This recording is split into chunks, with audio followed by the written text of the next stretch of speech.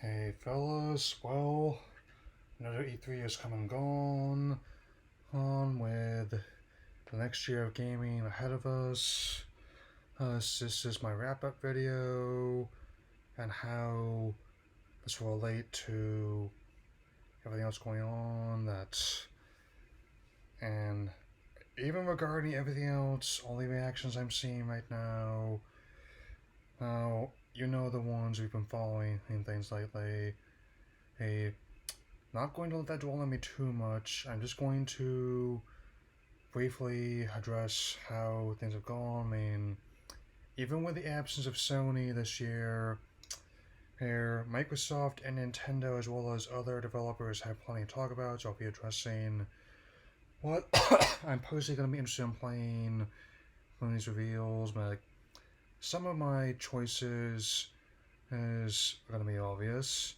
Others might surprise you, so here we go. Okay, so from Microsoft and Bethesda, I pointed out before that I may not be the biggest Xbox fan, but I do respect Microsoft overall as a game company. It took a while for me to accept that, but they grew on me. I'm really hoping that Halo Infinite, as well as Project Scarlet, are able to pull those off in early 2020. And also regarding Bethesda, it's another case where I'm not the biggest fan of Doom, but I will admit Doom Eternal looks good. I definitely will keep an eye on that one. I am not sure what platform I would get it on if I did buy it. I mean, I'll be emphasizing that given how there's often a lot of titles I'm interested in, but I only have so much time and money to invest. As over the years, I really had to make decisions about which ones I'll be getting right away and which ones I'll be saving for another time. Because the ones I'll mention later, I'm actually kind of glad that some titles are getting pushed into 2020. Not everyone has that luxury, I'll definitely mention that, but I will definitely keep that in mind as the time goes on. The next few ones. Square Enix. Again, I'm not the biggest Dragon Quest fan, but I still think that the latest version of Dragon Quest XI looks like it'll be interesting, as will those characters, the heroes being switched by his ultimates, which obviously will be a bigger deal in Japan than will be here, but either way, I'm looking forward to using those back. It should be a nice variety. And even though some people have mixed feelings towards the redesigned combat in Final Fantasy VII's remake, I think it looks good. It'll be different to go from turn-based combat to active, real-time combat, but hopefully they pull it off. I mean, visually, they nailed it. I mean, probably gonna get Evan Children complete to get ready fairly soon. I'm actually liking how they managed to update the designs for Cloud, Tifa, and Sephiroth among others. I mean, and I could definitely argue, given a lot of the subtext about corrupt corporations, and as well as fighting back against a potential environmental collapse, that the game's plot is still relevant, if not more so, that was when the game was released in 1997, and I don't mind the change at all, given how extensively I played the game on both the original PlayStation as well as on PC back in the day. Apparently, if this thing with some of the original code going missing is true, that's also another rationale for why they might remake it, apart from the usual how sometimes the mechanics of the originals, sometimes they can be accessible to newer players, other times not so much. And that said, Final Fantasy VIII Remaster, I'm glad that's finally coming out. I'm looking to get in eventually the whole PlayStation trilogy. I just hope that the game runs well, given how they have just patched 7 to 9. Hopefully it'll run a bit better. Because that's one that kind of development still relatively new, and no one really knew how big things would become, let alone how there would be a secondary market for games after initial release. So there's that to consider too. The new Avengers game. While I admit that the models Tekken's getting used to, overall, I think the game looks fun, even with what I'm hearing about microtransactions, which I'll mention another time. To say the least. And even though it's definitely going to be very different from the movies after Phase 4, I think the game's going to be drawing more from the comic, potentially, in terms of visuals and gameplay as well as execution. And be interesting how that plays out, to see how a Japanese developer would approach the American comic book style.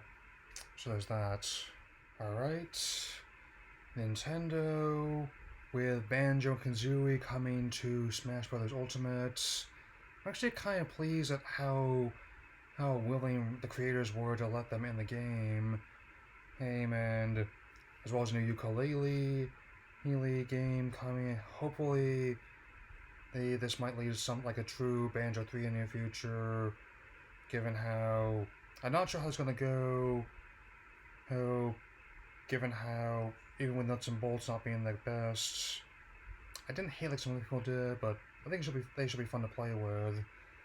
I mean, and Luigi's Mansion 3, Marvel Ultimate Alliance 3 both look like fun games. I still want to play the second Luigi's Mansion 3D as well as its re-release in the near future to get ready. And they've really taken the GUI quite nicely. Pokemon Sword and Shield, this Furor, I'm not letting it dwell on me too much. Even though I have mixed feelings towards how home is actually going to work, I'm just letting that sit for a bit until all this starts to blow over. I just think the game looks pretty fun overall with the wild area, Dynamax, as well as how the new gym leader Nessa, with another water-type gym leader, and I'm just gonna let this what's happening sit for a little bit. I usually don't contribute so much unless my feelings are similar and I have something to contribute, and in this case, they're not, so I don't. Plus, I'm going to be seeing a film tomorrow. Since my plans have changed, I'll explain why then. And Super Mario Maker 2, who I preloaded on my console, since that's another game I'm looking forward to playing with once it launches later this month. I was a big fan of the original. Looking forward to see all the flexibility of that new system, all the new tools to play with. It is very much kind of like this generation's Mario Paint, which I appreciate very much.